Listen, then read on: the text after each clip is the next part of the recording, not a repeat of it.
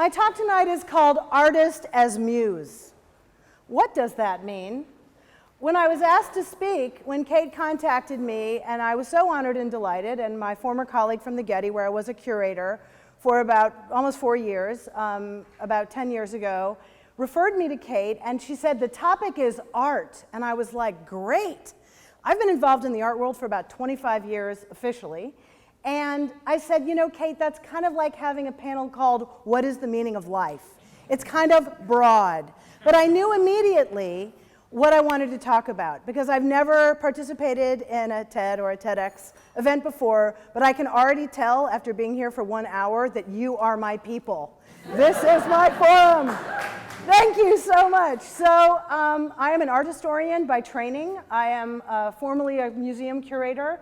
I've worked in the private sector. I've been an independent art historian and an entrepreneur. Yes, art historical entrepreneurship does exist. More on that later. I'm presently the director of a nonprofit organization, and I work as an independent curator, which also exists. So part of what I wanted to talk about the idea of the artist as muse, is really to just advance the idea, the thesis that Kate invited you to argue with me about, but I think it's kind of incontrovertible, that we are all artists. How is that so? Now, some of you are actually artists, and I will get to that in 1 minute. But the reason that I propose that all of us are artists is that we are all the creators and the inventors of our own lives.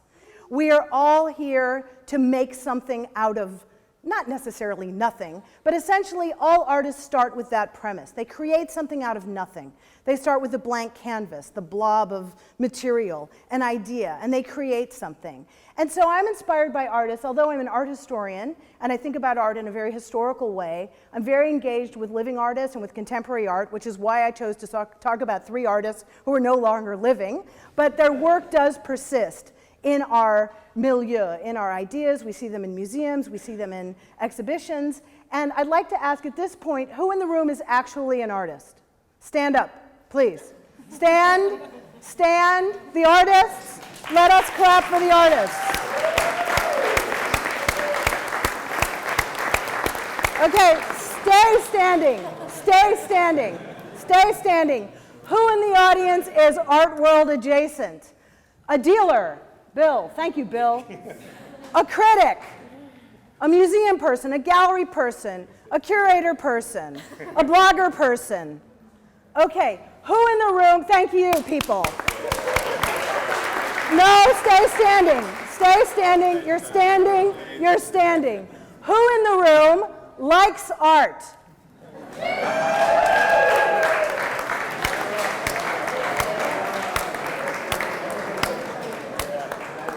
Okay, stay standing. Who in the room has the response, I don't get it? Please stand. Anyone? Okay, some of you are standing. Excellent. Who in the room is just here because they want to meet cool people and drink some wine and have some good snacks? Please stand. All right, may we applaud for all of ourselves and dive right in. Thank you very much. So my talk, which I just reduced by several minutes, this is the shortest talk I've ever given in my life. As a former art history professor in the milieu of academia and a former museum curator, and as a person in the world who gives a lot of talks, which I love, and I love this already, so A+, everyone. Great inflation only exists at TEDx. I wanted to think about 3 artists that I could talk about very briefly. I'm used to having an hour. I have 15 minutes, and I've burned through 5 of them already with the Love Fest. But I think the Love Fest is important because I want you all to identify with this idea, you are artists. We are all artists as the creators of our own lives. But what can we learn from artists? What do artists in the past, Caravaggio, a 17th century artist born in the 16th century, but he really made his name and his mark in the 17th century in Italy, that had an impact across Europe that is like a tremor, an earthquake, a wave. It was taken up by everybody of importance in his moment and afterward. How do we identify with somebody who died 400 years ago? How do we identify with Marcel Duchamp, who was born in the 19th century, but was one of the most important artists of the 20th century? How do we identify with and learn something from Louise Bourgeois, born at the very beginning of the 20th century, and God bless her, lived to be 98 years old and died in 2010, 7 months before her 99th birthday.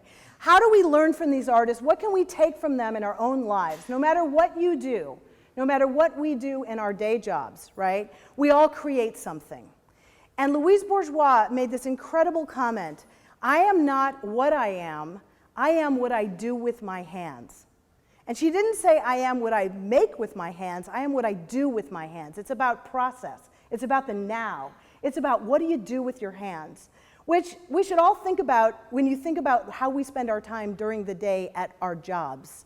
Do most people spend their day at a keyboard, or is that just me? Okay, that is part of our 21st century reality, but I would wager that our 21st century reality isn't possible without these great innovators, and I've chosen 3. You know, I've studied art history for 25 years. There are a lot of artists who I love, who I could talk about, but I chose these 3 because when Kate called me, I just had this instant, like, I know what I'm going to talk about. Although my first choices were all male and dead and French artists, aside from Caravaggio, I thought, you know, I got to get a woman in there. And it wasn't just the kind of like politically correct, you know, quota thing. It was what woman artist has the biggest impact on me as a thinker, right, and as a person in the world, and as Louise Bourgeois. So who are these artists? What are they about? All 3 of them, Michelangelo Merisi da Caravaggio, and we call him just Caravaggio because he's from a town called Caravaggio. He was, in his time, more famous. His fame rivaled that of Michelangelo, the one we think of, you know, the Sistine ceiling, and worked for the Pope, etc. And he lived about a century after him and was very famous in early 17th century Rome. This is a man whose life story was filled with drama and violence and complications and the kind of artist biography that people love to make movies out of. And there was actually a very weird one, more on which in the conversation. But he's the kind of person who would depict himself in a self-portrait as Goliath having been slain by David. That is a self-portrait. And I know it's hard to see in the slides, and for those who aren't able to see the slide, it is a self-portrait by Caravaggio as the decapitated head of Goliath that's actually in Vienna at the Kunsthistorisches Museum that was made shortly before his death. The center slide that you see is an image of Marcel Duchamp in Pasadena in 1963 with the brilliant curator Walter Hopps, an art dealer turned curator and then museum director at the once Pasadena Museum of Art, now the Norton Simon, at the only retrospective that Marcel Duchamp enjoyed until that point in 1963 with his ready-made, the bicycle wheel, that was there in the fall of 1963. And an unforgettable, iconic image of Louise Bourgeois holding her bronze sculpture Fillette, which in French is little girl. And for those of you who can see the slide, would you necessarily give the image that title? No, and that is because she is holding a bronze sculpture that represents what we will very diplomatically refer to as the male member, okay? So Louise is, at this point, smiling knowingly. That is a photograph by Mapplethorpe of Louise Bourgeois taken in 1982 at the occasion of her first retrospective as an artist at the Museum of Modern Art in New York. And she's holding that really rather gleefully. So what do these artists have in common? They're all bold, they're all innovative, and they're all authentic. What I propose to you is that some of the lessons that we can take from these artists, not so much from their lives, which in the case of Caravaggio is like more colorful maybe than we would recommend, but that their work, their approach to what they do, the way that they make something out of nothing is bold, it's innovative, and it's authentic. Boldness has to do with taking the rules and turning them upside down. Innovation has to do with taking the rules and turning them upside down. And continuing to innovate, always experimenting. This is the sort of endless curiosity that these artists have. And the idea of authenticity, it's being yourself. That is a challenging thing. All of these artists were of their time, and they all transcend their time. They all are authentic in that they are fearlessly themselves. Caravaggio lived at a very different time than the other 2 artists who have more in common. They're both French, they moved to America. They had much different kinds of careers in terms of what they made and how they engaged with the world. But Caravaggio's art was revolutionary at its time for being bold in its directness. He created a kind of direct realist, naturalist theatricality, which hadn't really existed before. He took the idea of illusionism, which was an invention of the previous century, and really pushed it to its limit, so that you feel like you're part of the space that he creates. You are part of his world. You want to grab a piece of that fruit. He was trained as a still life painter, but he took that skill, that ability to emulate nature, and he pushed it to its extreme, and he was such a convincing painter that he was able to convince very powerful patrons to support him. His Bacchus, right? I think some of the people in the room have enjoyed a few Bacchic delights. Is that true? Okay, so how can you resist that? That glass extending. Have a sip. When that comes from Bacchus himself, it's a little dangerous. But it's that kind of radical realism. There are two paintings, the one on the left, and this is the St. John the Baptist from the Nelson Atkins Museum in Kansas City, is coming to Los Angeles in November as part of an exhibition called Bodies and Shadows, Caravaggio and His Legacy, an exhibition that was organized under the auspices of the organization that I am the director of here in North America, FRAME, the French Regional American Museum Exchange. LACMA, November 11th, write it on your calendar, it's up until February. 8 Caravaggios are coming to California. That's never happened before. This will change your life to see these paintings and to see the artists that he inspired. St. John the Baptist, and what he's really into are those guys with the muscles and the arms. And it is a rather homoerotic impulse on his part. And then the Sarasi Chapel, one of the big commissions that he got. He had the most powerful patrons. And this is a very important thing about all of these artists. They aligned with the art world of their time. They had powerful friends, powerful patrons. They surrounded themselves with people who supported them. Duchamp, who turned the art world upside down when he showed Nude Descending a Staircase, his riff on Picasso's Cubism in 1913 at the Armory Show, a 1912 painting that you can find at the Philadelphia Museum of Art, capturing that idea of movement and motion that Cubism evoked. And then it, of course, resulted in a lot of cartoons, such as Seeing New York with a Cubist, The Rude Descending a Staircase, which is an image of maybe what the subway would feel like at rush hour in New York City. He was also famous for inventing persona for himself. Duchamp was born in 1887 at a moment when the Impressionist exhibitions had just ended, when Post-Impressionism was about to launch, when Gauguin and Van Gogh were about to become the kind of household names. He invented new ways of thinking about art, notably by turning the conventions on their head. In order to break the rules, you have to know the rules. He studied a very conventional kind of way. He went to art school. He studied typography. And in my mind, when I was thinking about this talk, it occurred to me that Steve Jobs talks about the fact that Mac had the kind of typography that it had and the kind of fonts and the kind of visual import of actual fonts because he took a calligraphy class at Reed College. And I think that if Duchamp lived in our time, he would work at Apple, right? Or Google, or something, because he was that kind of guy. He got fascinated by chess, and he loved to create alternative personae for himself.